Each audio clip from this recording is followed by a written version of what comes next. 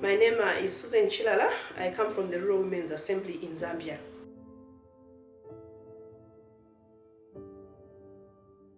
Climate change impacts on the rural and small-scale farmer in Zambia is around unpredicted weather conditions that eventually lead into crop failure and thereby making communities not to have food security. Yeah, because as you may know, climate change also covers areas of flooding and also drought. When we have unpredicted weather patterns, you will find that women will actually probably plant, and then because they do not expect the weather to change, and because of climate change it changes, you will find that dry spells actually will come in, and you find that all the crop that has been planted by the women or any other small-scale farmers is destroyed. Eventually, they do not have compensation or actually insurance where they can go and claim for the seed that they use, and also the labor and everything that comes around with planting of the crop.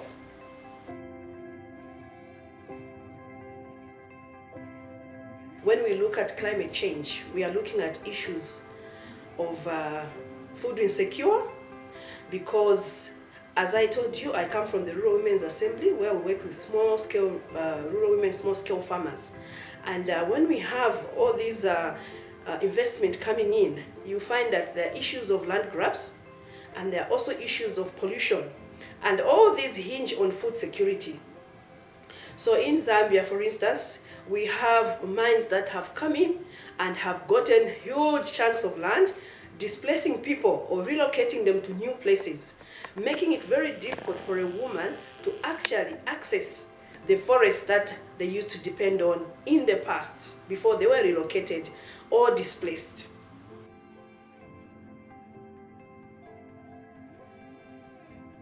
The role that women play actually in this struggle is actually one which is very difficult, because when we look at the life of extractives in the world, it's like looking at an elephant and an ant. But as Rural Women's Assembly and other networks like WoMin, we are able to mobilize women at grassroots level and ensure that these women are participating, especially in policy processes. At community level, like I said, we are mobilizing the women, and the women are participating in issues of land. As you may be aware, land is a huge resource, or an important resource for a rural woman, small-scale farmer. So we are participating in land issues to ensure that we are given that space to own and also to actually have security on land tenure. As you are aware, we have a lot of problems around land when it comes to a woman, because women in so many countries fall into the negative aspect of traditional norms, where in many aspects they are not allowed to own land. I would like to say that we are a no to mining, and if we are a no to mining, then we are working around alternatives, and these alternatives are around agroecology.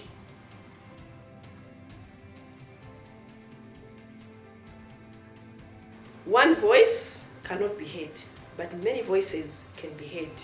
And we are mobilizing, and I'm very sure that the number of women mobilizing is increasing, because as WoMin and Rural Women's Assembly, we are sharing the information on extractives, and many women are getting that knowledge and are actually responding to the issues. So I'm very sure that one day the ant is going to kill the elephant.